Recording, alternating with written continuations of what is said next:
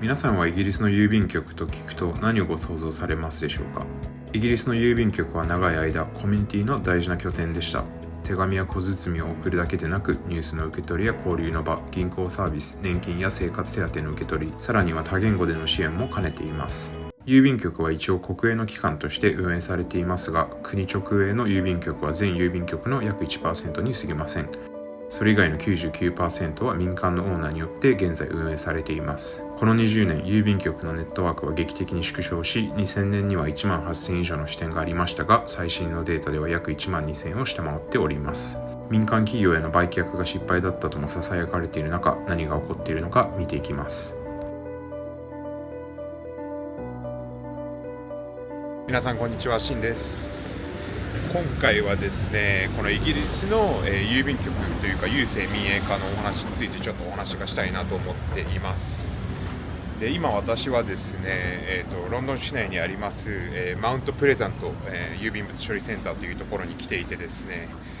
以前ですね、郵便番号の、動画で1回ここ来てるんですけれども、まさか、こんな短い間に2回も来るとは思っていませんでした。というのは、さておきですね、ここに来た理由というのが、ここ郵便物処理センターではあるんですけれども、ここにですね、政府直営の郵便局があるっていうので、ちょっと行ってみたいなというふうに思います。で、これちょっとややこしいんですけれども、イギリスにはロイヤルメールと郵便局って2つあって、ロイヤルメールはいわゆるその郵便物の伝票とかで目にする、ロゴっていうかブランド、あとはその配達用の車だったりトラックとかでよく目にするものになるんですよね。で、ロイヤルメールはいわゆるその物流配達の母体になっていて、郵便局は郵便局でまた別でありますと。なので、この2つって今分かれてるんですよね。完全に違う会社になってます。1660年代、もともと一つの会社というか公的機関として運営されてたんですけれども、それが何年か前に完全に分離されてですね、ロイヤルメールというのは完全に民営化されて、郵便局というのは依然国の保有物というふうになっています。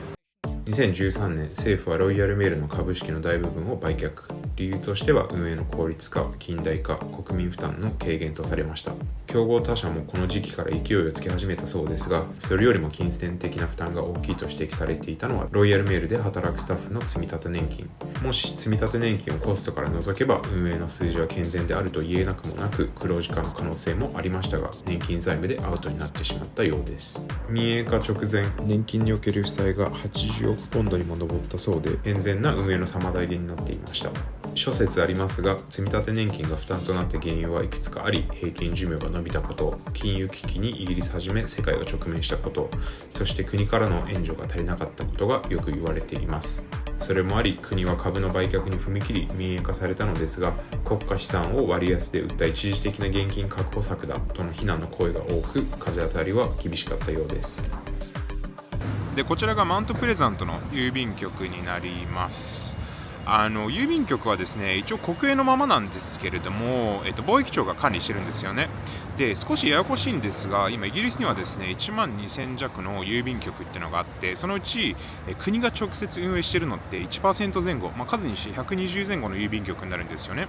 で、こういった国が直接運営している郵便局っていうのはクラウンポストオフィスっていうふうに呼ばれていて、今まさにいるここの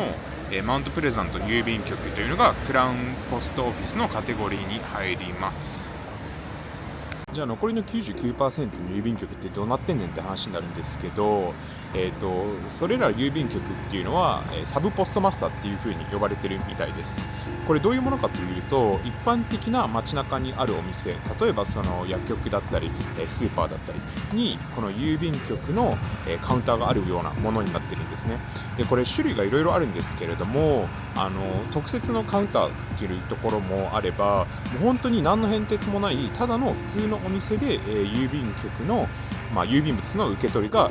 されているような状態なんですよね。で、イギリスに住まれている方だったら、こういう、郵便局、サブポストマスターっていうのはよく見かけると思うんですけれども、本当にね、一般的なお店で気づかないことが多いです、郵便局だと。これがサブポストマスターのいい例ですよね。ご覧いただければ分かるんですけれども、郵便局の、マークっていうのがあって、これはおそらく食料品店かなんかですよね。なんで、こういった形でサブポストマスターっていうのが運営されています。でこういったサブポストマスターの、郵便局というのはもう完全に、民営化されている、郵便局になります。なので、フランチャイズとはちょっと違うんですけれども、その郵便物だったり、その郵便局が提供するサービスをサブポストマスターの郵便局が、こなしたら、それに応じて、報酬を、郵便局からもらうっていうような、システムになっているみたいです。で現在イギリスにはですねこの物流会社っていうのが、いくつかあるんですけれども、そういった荷物の受け取りだったり、発送っていうのはこういったサブポストマスターからできることが多くてですね、いくつか名前を挙げると、例えばエブリだったり、インポストだったり、あとは何でしょう、DHL とかもそうですよねとかを、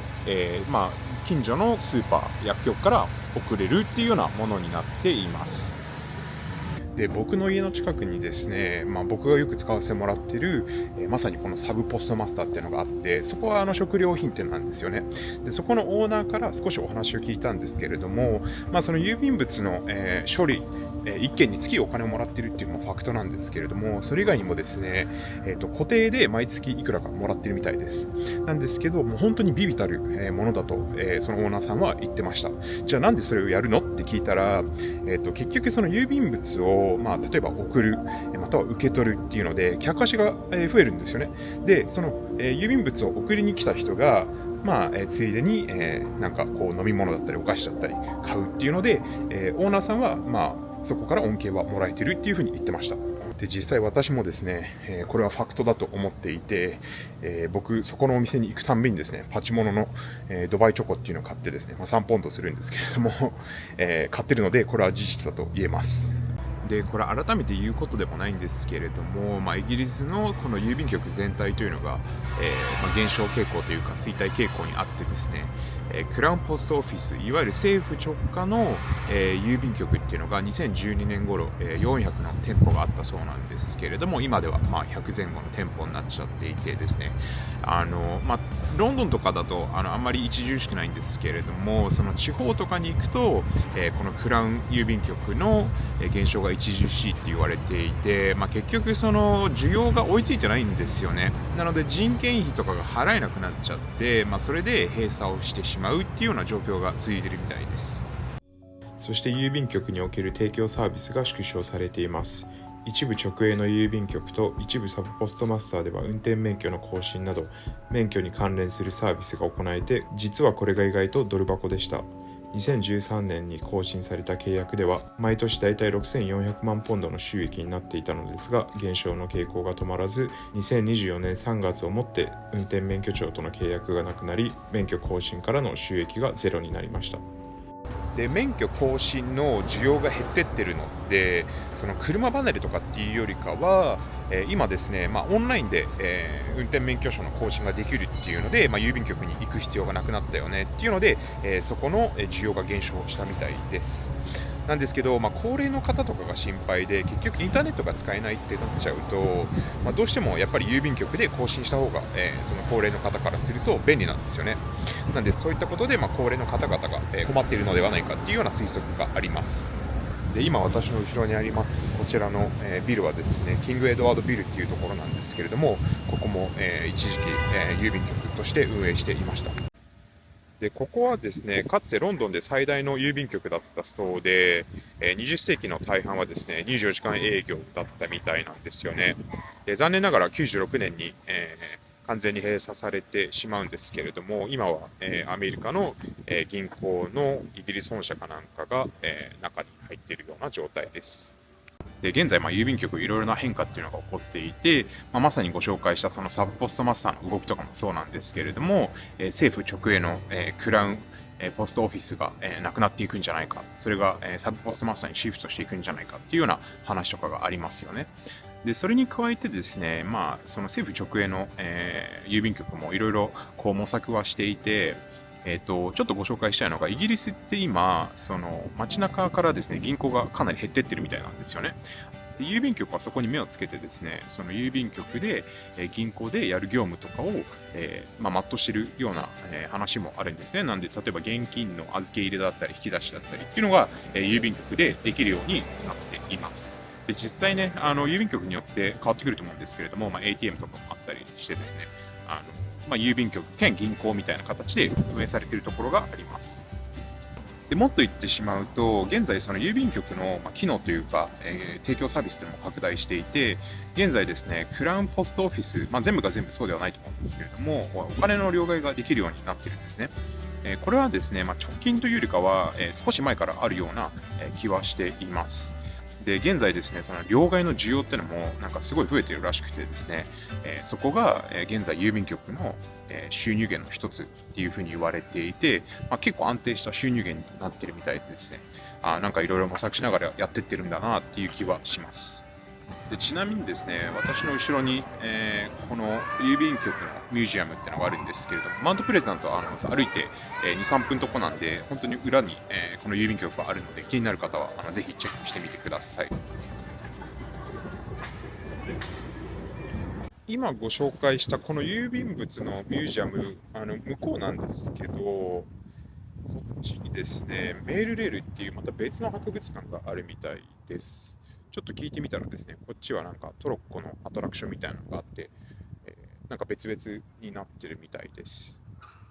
しかし、全てが順風満帆というわけではありません。現在、郵便局はイギリス史上最大級の冤罪事件の余波に今もなお直面しています。1999年、郵便局の会計業務を効率化するために導入されたのが Horizon という IT システム。これはイギリスの IT 企業 ICL が開発し、その後日本の大手企業富士通傘下のシステムとして全国の支店に導入されました。ところが、この Horizon には重大な欠陥があり、システム上の不具合によって実際に存在しない金銭の不足が記録されてしまい、2000年から2014年にかけて700人以上のサブポストマスターが不正行為の疑いで誤って告発され、多くの訴追、投獄、経済的破綻に追い込まれました。一部の技術者はホライゾンシステムの不具合を内部で認識していたにもかかわらず、その情報は裁判や公的に公表されませんでした。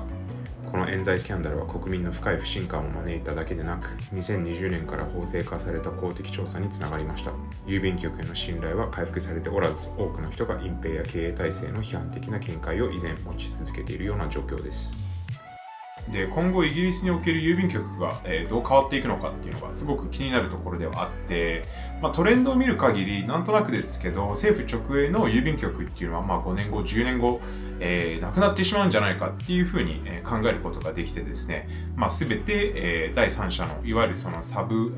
ポストマスターに委託するような形で生存していくんじゃないかっていうふうに考えることができるんじゃないかなと思います。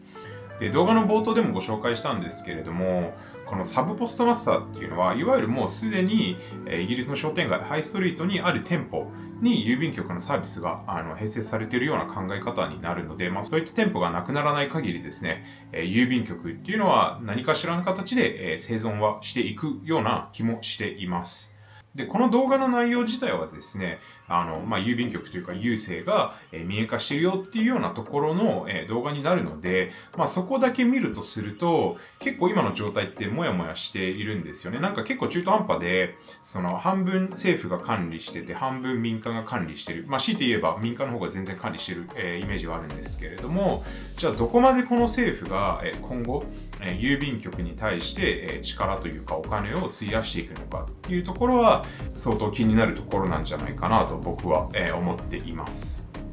ということで今回の動画はこちらで以上になるんですけれども、もし皆さんご感想やコメントありましたらぜひ共有してほしいなというふうに思います。